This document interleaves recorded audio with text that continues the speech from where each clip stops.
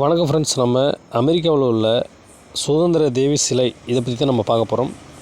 இந்த சிலை யார் கொடுத்தா அப்படின்னு பார்த்தோன்னா, ஃப்ரான்ஸ் நாடு அமெரிக்காவிற்கு அன்பளிப்பாக கொடுத்துருக்காங்க. எப்போன்னா 1886.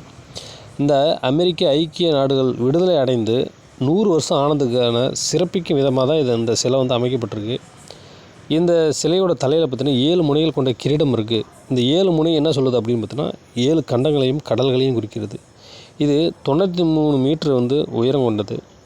செம்பு ப்ளஸ் இரும்பு இது ரெண்டும் சேர்ந்து சேர்ந்ததுனால தான் இந்த சிலை பச்சை நிறத்தில் இருக்குது அப்படின்னு சொல்கிறாங்க. இதில் கையில் ஒரு விளக்கு இருக்குது. அது 24 கேரட் தங்கத்தினால் ஆன அந்த விளக்குன்னு சொல்கிறாங்க. ஒரு வருஷத்துக்கு கிட்டத்தட்ட 600 முறையாவது மின்னல் தாக்குதல் இருக்கும் அப்படிங்கிறாங்க.